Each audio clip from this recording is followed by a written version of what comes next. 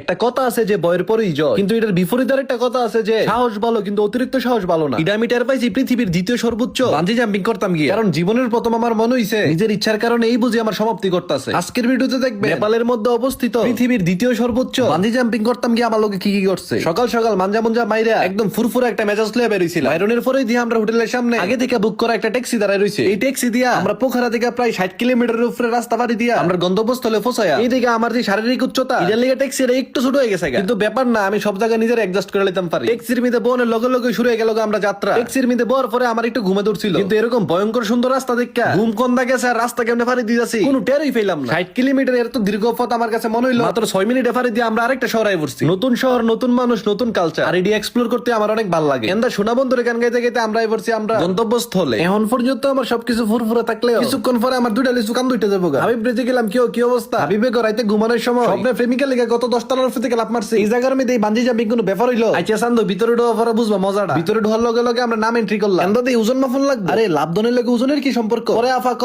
তোমার ওজনের উপরে ডিপেন্ড করে বাঞ্জির রাবার দেওয়া হইব। ওজন মাফার লগে লগে হাতের মধ্যে একটা টি শার্ট ধরাই দিল। বাইরে দিয়ে হাবিবে কইতে গেলেন টি শার্টটা ফুরে হয়ে পড়ছে। এটাও কোয়ালিটি কিরকম? হাবিবে কোয়ালিটি কি জানি না, কিন্তু আমি হাবিব মাংনা দিলে আলগাত্র সারি না। পরে আমরা গেল এই ঝুলন্ত সেতুর মাঝখানে যাইতাম। পরে হেন থেকে আমরা সিরিয়াল অনুযায়ী লাভ দেওয়া হইব। বিশ্বাস করেন ভাই, এই ঝুলন্ত ব্রিজের মধ্যে ফারাদনের পরে নিচের দিক চাই আমার কলজের পানি হয়ে গেছিল। তারপরে মনে মনে কইছিলাম পয়ের পরেই জয়, কিন্তু এই জায়গার মধ্যে তারা কোনো যুক্তি আর উক্তি চলে না। গুমা গুমা কত নিচা। আচ্ছা এনাটা রোল হইতো না, ভিতরে যাই দেখি কি অবস্থা। What's your name?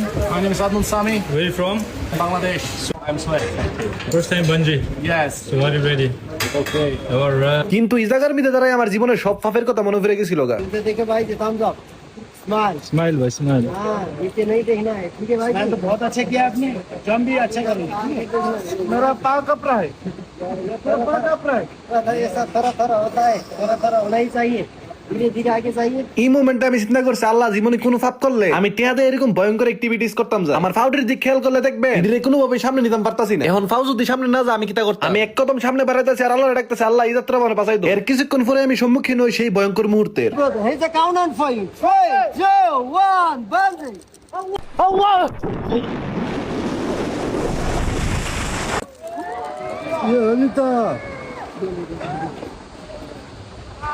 কিন্তু নিচে নামার সময় যখন ফিল করছে আমার পায়ে সাপোর্ট আছে, তারপরে আমার মনে হইছে ওই যে একটা কথা যে ভয়ের পরেই জয়। হ্যাঁ, আমি নিজের ভিতরের বয়টারে জয় করতাম পারছি।